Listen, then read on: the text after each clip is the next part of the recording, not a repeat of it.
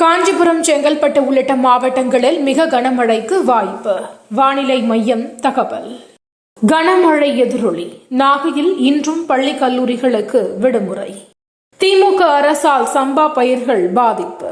பாஜக மாநில தலைவர் அண்ணாமலை குற்றச்சாட்டு. பிரதமரின் விஸ்வகர்மா திட்டத்தை தமிழ்நாடு அரசு செயல்படுத்தாது. முதல்வர் மு.க.ஸ்டாலின் கடிதம். செங்கல் புயல் எதிரொலி. புதுச்சேரி கடற்கரை சாலை மூடல்.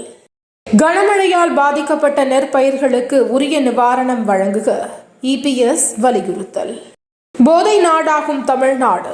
திமுக அரசு மீது ஓபிஎஸ் குற்றச்சாட்டு. மாமல்லபுரம் சாலை விபத்தில் உயிரிழந்தவர்களின் குடும்பத்தினருக்கு தலா 2 லட்சம் நிதியுதவி. முதலமைச்சர் மு.க.ஸ்டாலின் அறிவிப்பு. ஐயப்ப சுவாமியை இழிவுபடுத்தும் விதமாக பாடியுள்ளார். இசைவாணி மீது பாஜகவினர் புகார்.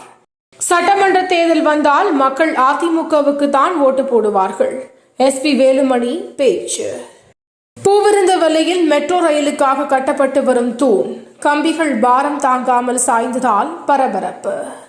வயநாடு மக்களவை தொகுதி இடைத்தேர்தலில் வெற்றி பெற்ற தங்கை பிரியங்கா காந்திக்கு இனிப்பூட்டி வாழ்த்திய ராகுல் காந்தி.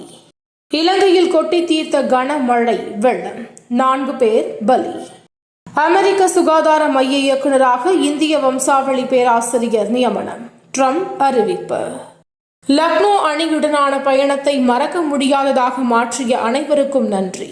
KL ராகுல் நெகிழ்ச்சி.